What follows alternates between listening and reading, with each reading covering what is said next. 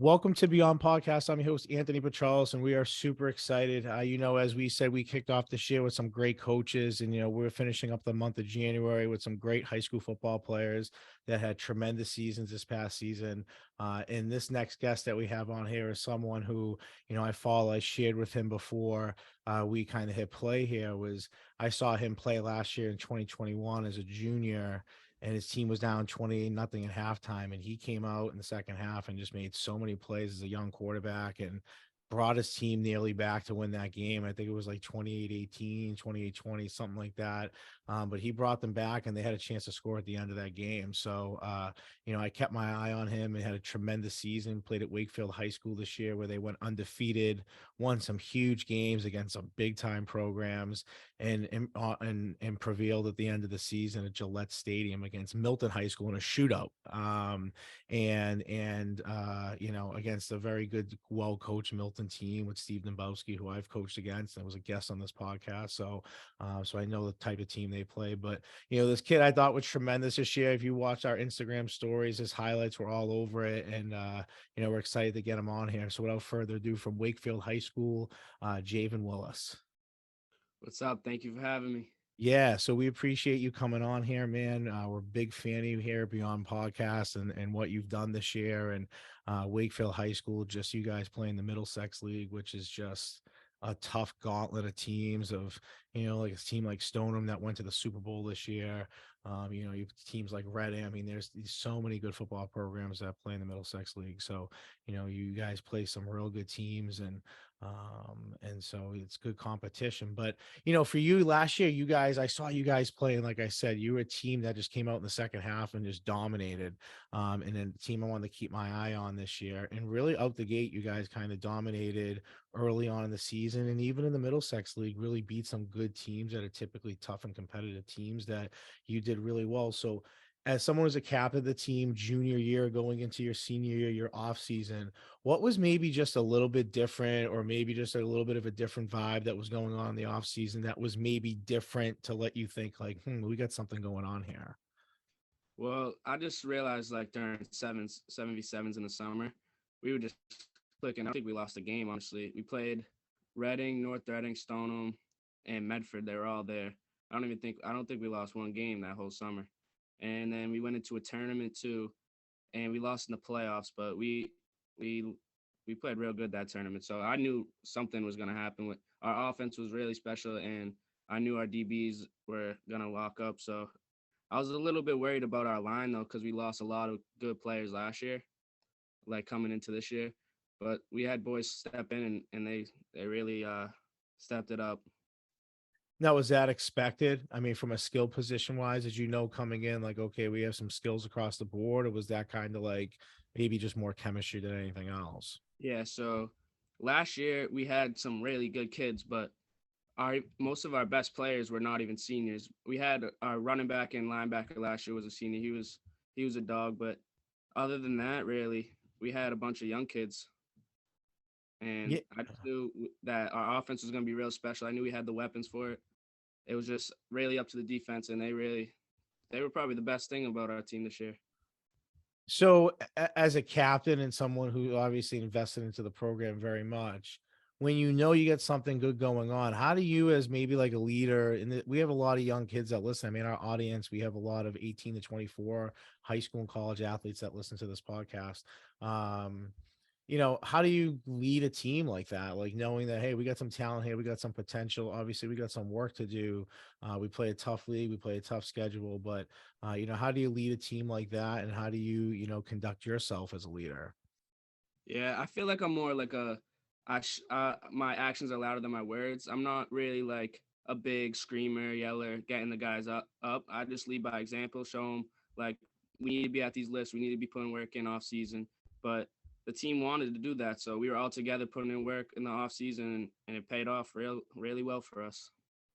And that's great. I mean, as a coach, there's like, I know, like, going into seasons when you're going to be pretty good, and you're like, man, we just got to clean up some stuff. But we have athletes, we have tough kids.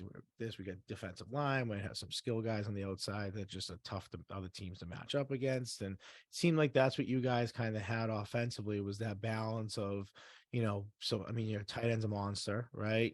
So like you had some good skill guys on the outside. You had a real good run game. Obviously, you're a dual threat, and teams have to prepare for you. So your offense is kind of a nightmare to really have to prepare for. And obviously, it showed in an undefeated season. Was there a game in like the regular season for you that when you guys won, you were like, "All right, this team is we're gonna be legit and make a run here." Like you kind of felt it. Probably the Woburn game, because that was the first game we were down. We weren't down. I don't think any game besides maybe Belmont was up one touchdown against us. Mhm. But yeah, I don't think we were down until that. We went down 2 touchdowns in the first quarter and came back, battled back against a D2 team, and ended up pulling out the win. Held them to 0 points the rest of the game after those first 2 touchdowns. And so for you, I mean, how does that feel? I mean, obviously, as the season goes on, you guys are scoring a lot of points. So offensively, you were clicking. Systematically, I know you guys are spread, but maybe talk about offensively a little bit, your guys' identity. I mean, obviously, QBs have great relationships with their coordinators, and I know we cover a lot of head coaches here. I know your head coach is great himself, but assistant coaches, they put the grind in too. So maybe just talk about offensively who you guys were a little bit, and how you guys, I mean, really scored a lot of points. Yeah. Well, really, like we could do anything that we needed to. So, for example, in the North Attleboro game, we knew like we couldn't run on them. Their D line was really big. They had some big boys on the linebackers too. So we started the game spread out, no empty backfield, throwing the ball the whole first half. Then second half they came out in a 3-man front, so we switched right to the run game. Took over on the run game. They couldn't stop the run game. If they had to stop the run game, we were going to throw on them. So it was really tricky to stop. We could do whatever we needed to win that game. Now, for you, I'm just so interested because I've watched film on you too. How much of your run game, like when you run the ball, your number gets called, how much of yours is predetermined, you're pulling the ball and taking it, and how much of it is you actually reading it? Most likely. So most of my runs are more reads out of the spread, and then when we go down into the Stoneham offense, that's all predetermined. I'm keeping that, but we have a couple plays where I'm predetermined, but mostly all reading. Wow. Okay. So you read pretty well off the end, and I mean that's tough, man. That's tough to coach. I mean, I've had some kids who've done it. I have some kids who've tried to do it. So and doing that obviously at a high speed and a high level is not easy. We're talking about your season and obviously the undefeated run. Playoffs is cool. Systematically you're kind of playing all over the place. And even though you guys were undefeated, you weren't necessarily a number one overall one seed. um, Talk about your ranking. I mean, did you guys have a chip on your shoulder a little bit? Like, did you feel like you guys were like, wow, man, we won some big games against some big time programs, and we still maybe didn't get the respect and the love of a one seed or a higher seed than we got? Most definitely. I was expecting us to be top four, top three, have all home games.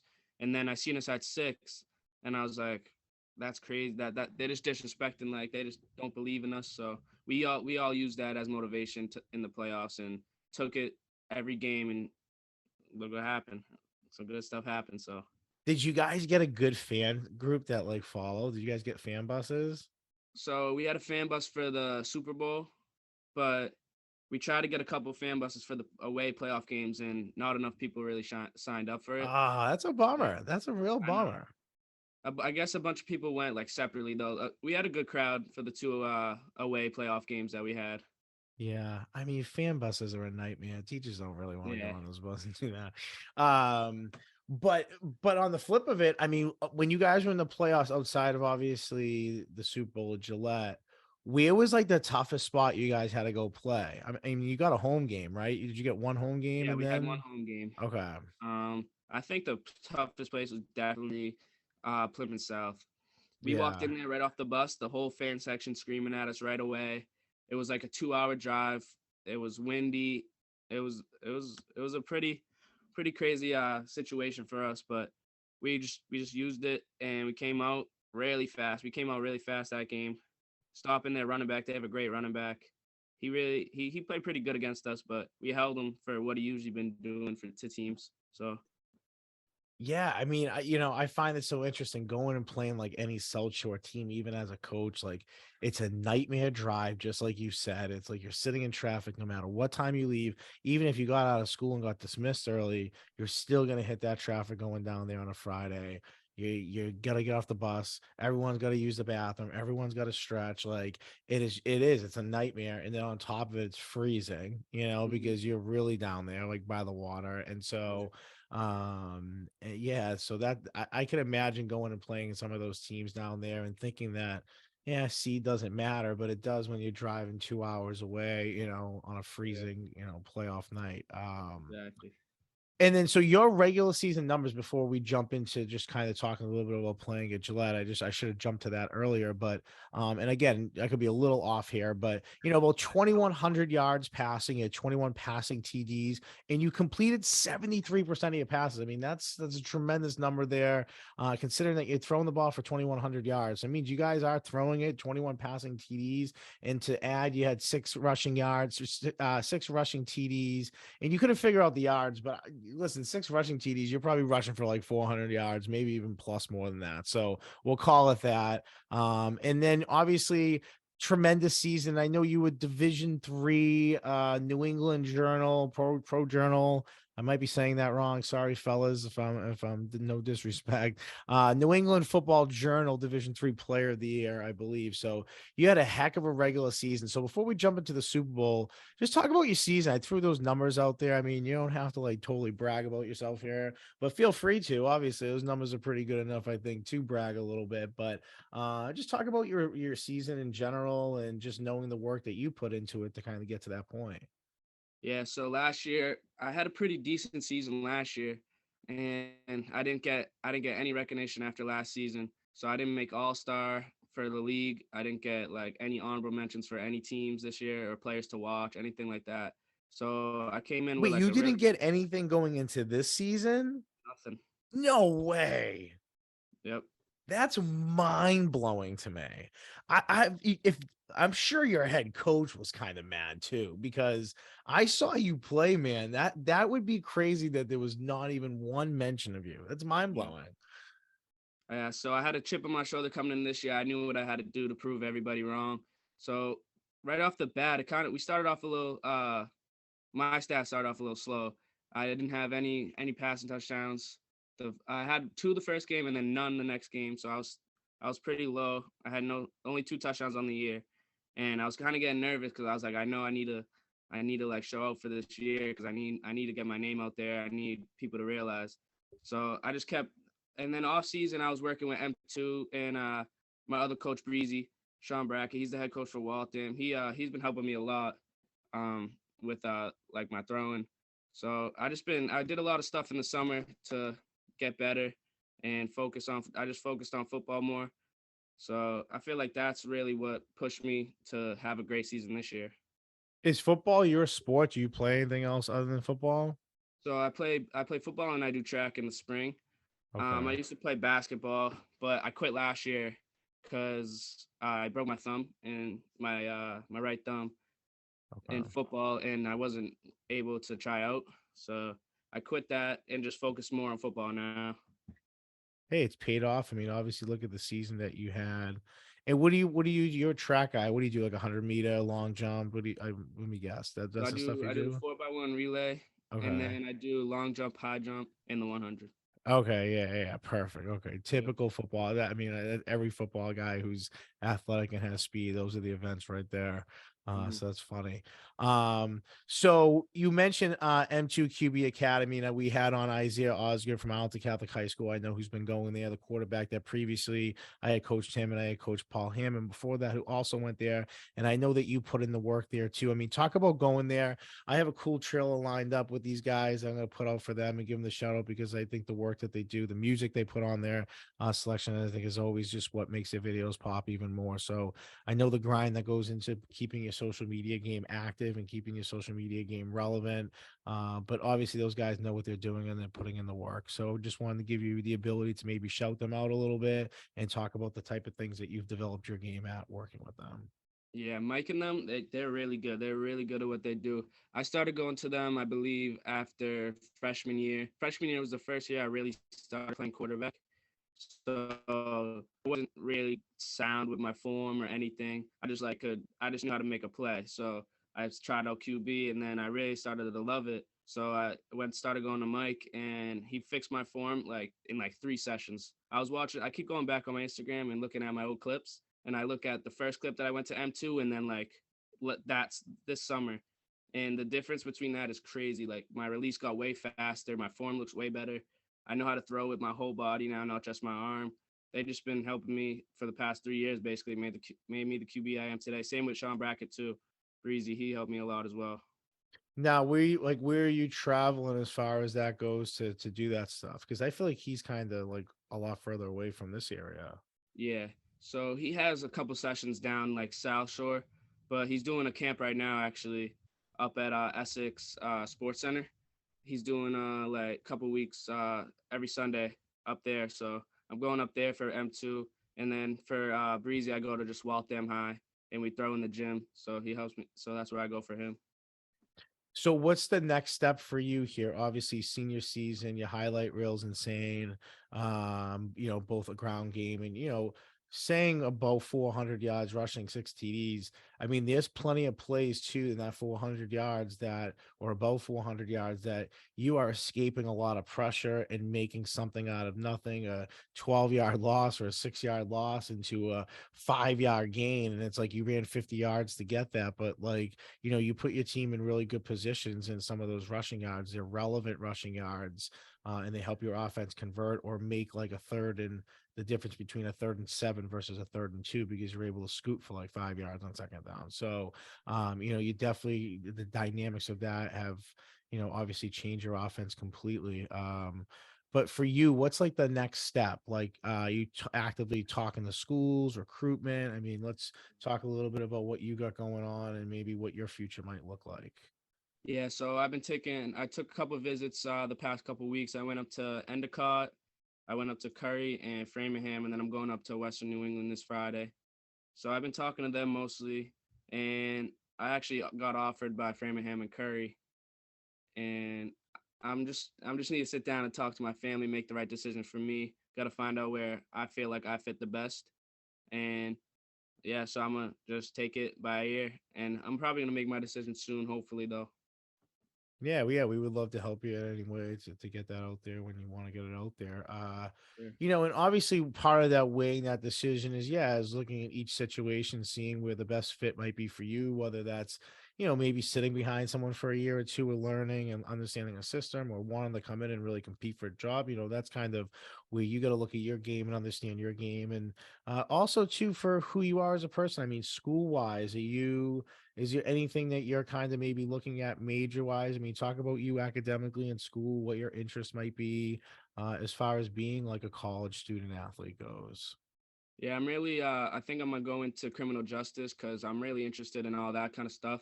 Like, I just like uh, FBI stuff, like detective stuff, and all stuff like that. And I just want to help out like the community too, because I'd be seeing all like these stuff on Instagram, everything of like police brutality and stuff, what they've been doing, and I want to be able to like stop that.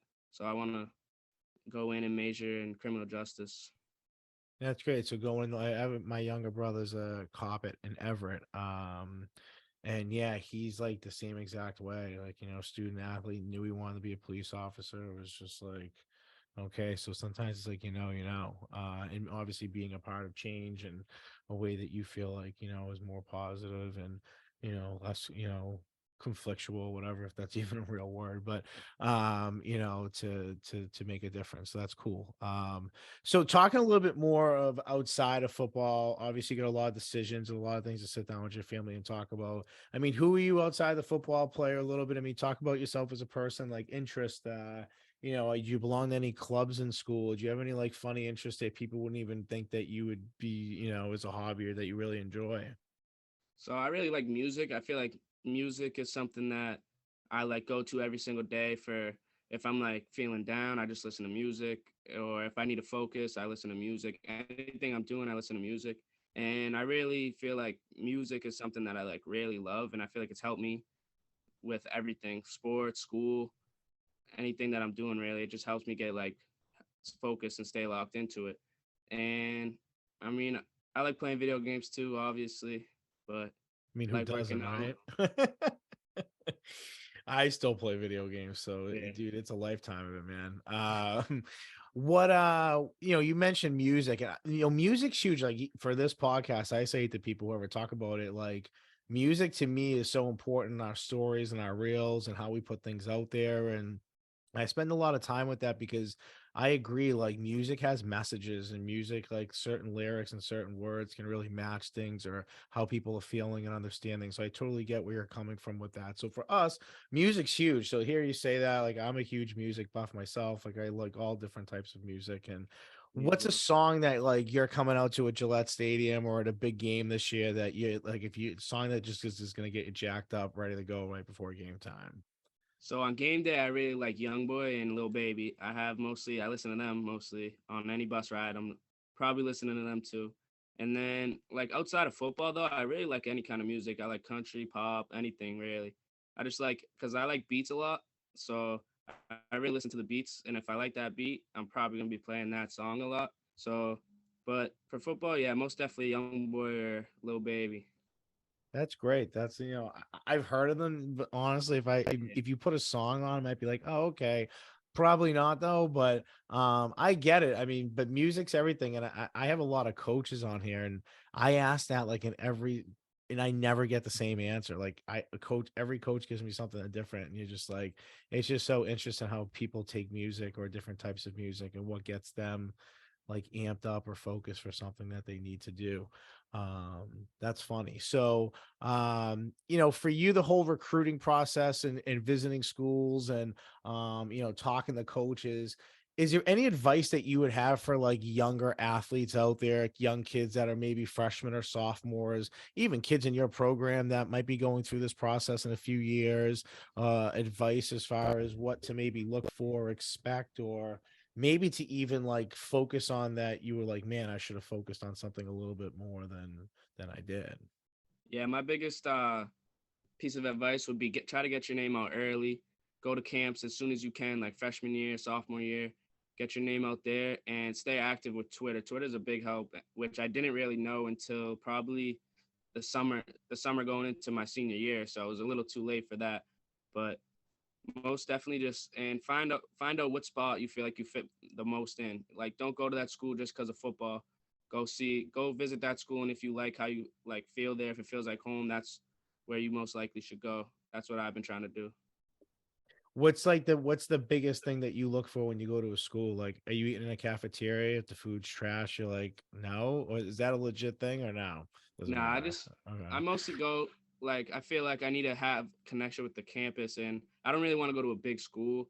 I like the little schools, and so whatever school really I've been going to. So I went to Endicott and Framingham and Curry. They're all pretty small schools, but Endicott obviously has a beautiful campus, and they like yeah. So I'm just trying to focus on like the size of school and when I fit if I fit in there.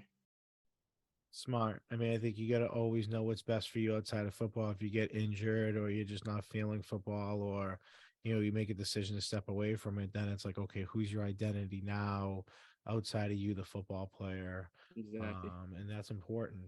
Jumping back to the Super Bowl for a minute, I mean, I really wanted to talk from an emotional standpoint. I mean, for you, talk about an experience. I mean, we've grown up. I mean, the Patriots were like on a 20-year run. I mean, you weren't even born for the very beginning of it, right? Like I Yeah. was just going into college. Like I was a freshman in college when that first Super Bowl happened. So, for me, seeing football in this area for 20 years as a coach and how so many high school coaches run their programs so similar in their terminology as far as like, you know, um, team and defense and everything that the Patriots kind of identify themselves with and so on. I mean, talk about for you like playing football in this area for you where it's just been like championship after championship and seeing the greatest quarterback in the world do it. is that part of your motivation of like when you started playing football that you wanted to be like the next Tom Brady? Is that like a legit thing for you? Uh, Mostly, I don't really know because I really never played quarterback until Okay. like high school. Like I was always like the throwing guy, but they would give me like a reverse and I'd throw it. I'd be playing running back mostly. But Yeah. growing up in New England and watching the Patriots makes it really easy for you to want to play football and to want to like make it professionally for football. So it really was a big dream ever since I probably watched the first Patriots game that I've watched. And yeah, so it makes it really easy to want to play football out here in New England and seeing them win all these championships. Definitely when I started playing quarterback though, that's when my love for Tom Brady grew even more. And yeah. No, yeah. I mean, it's just so funny. I mean, you talk to so many coaches in this area who, myself included, who like looked at things from a defensive side of the ball because that was mainly the side that I kind of grew up in a system of coaching. That you just like the terminology and how you had like your number two person play man to man against the number one and just like double them. Like, it's just like really Mhm. interesting how the Patriots did things and you kind of stole so many things. I've stolen so many things from college football that I'm like, oh, look at this formation, like, or oh, look at this motion, whip read back, like, so you steal stuff. But from the Patriots, from like a building a program standpoint or building an offense or a defense, it's coaches around here it's similar. It's very similar. I mean, talk about your squad a little bit this year, just in general. These guys, I mean, you mentioned some of your tight end. I think Ian Dixon, he's kind of a monster. I mean, Mhm. talk about some dudes this year in Wakefield who just had good years, that just played well, and people to maybe even keep an eye on some of these guys who play winter sports or spring sports as well. Yeah, so I would like to give a shout out to the Delgado brothers, Christian and Nathan. Stephen Bush, he had a great year this year. Coming off last year, he was very productive last year, but he wasn't like a scorer mostly for us. And he came out and broke the school record this year for most touchdowns receptions in a Wow, season, wow. breaking Bruce Brown's record. He plays for he's in the NBA. I forget what team, but Yeah, I saw that like on Twitter or something like that. yeah. Yeah, yeah, you're right. Yeah, yeah, yeah. Yeah, so him, uh, Declan O'Callahan, he came in and he actually filled in for our linebacker last year, who was a senior. He left this year. He was probably our best player on defense all of defense last year. Hardest runner, toughest kid that I know. And my boy Declan came in this year, first year playing football since I believe seventh grade, and he was dedicated right away. Uh, we told him to come to a lift in the off season last year after my junior season, and he came to one lift and he didn't miss a lift there on out, and he was just really dedicated into that play. And then he came in, made some big plays for us in some big games. He had a couple strips too. Watertown, Watertown was a big game for us. He had a nice fumble recovery and strip on that, so he was a big part of our team. And same with our O line because we lost a lot of O linemen from last year. We had three seniors on our O line last year, so we only returned two. So we had three. We had a kid who played fullback for us last year come and play right tackle for us, and he did a great job too. So I feel like everyone stepped up on the team. I don't think there was one person who didn't come in and make a difference for us. So the Delgado brothers are twins? Yeah, they're twins.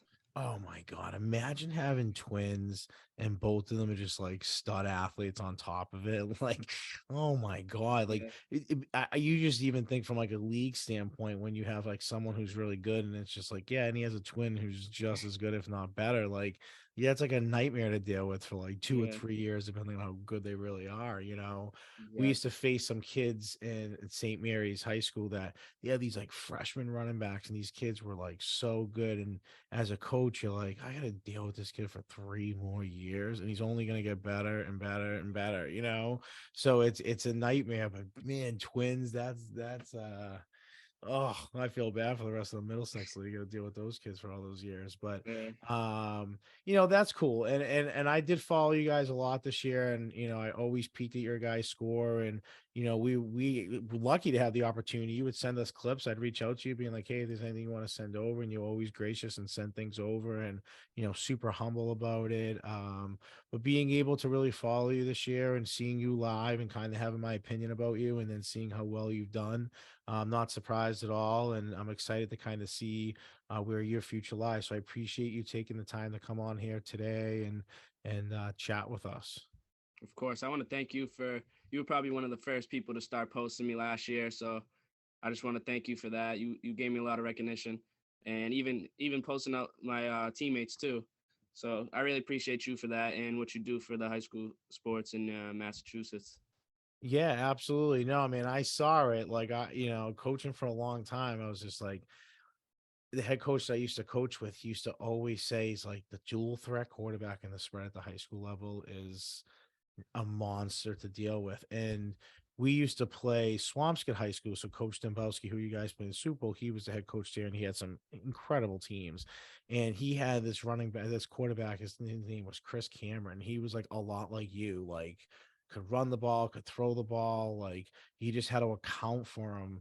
And it was just a nightmare to deal with him because you just didn't know how to, like, you play man, and it's like, okay, a guy like you gets free, see ya, like see ya. And so and then you play zone and you pick it apart. So it's like, how do you deal with that? So yeah, I saw that in you, and yeah, I'm not surprised at all the success. And like I said, if there's anything we can do for you as far as this goes, clip wise, but even when you make a decision or announcement, like any way we can help, advertise that for you. But Thank you, really excited to see what you end up doing. thank you. I appreciate it. All I'll right. definitely let you know when I make my decision. So Yeah, absolutely. We'll make a big deal about it here. Like I said, I get it. It's a lot of work. You put a lot of work into what you do, and you guys deserve the recognition. That's why we do this podcast. That's why we recognize high schools and cover places, and it's important.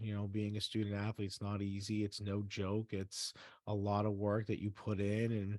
And, for a long time, the association of an athlete, specifically a football player, was like, oh, big dumb football player, blah, blah, blah. But like, game of football is not for dummies. The game of football is for, it's complex, and it's for yeah, people that are very smart, but also, can balance and manage their schedules and have great time management skills, and being able to understand and put in the work and be consistent. And yeah, it's a lot of life skills that if you don't have that in life, you struggle. So yeah, man, it's an honor to put your stuff out there for sure. So from Beyond Podcast, I'm your host, Anthony Petrellis, Javin Wilson, Wakefield High School guys. Till next time. thank you.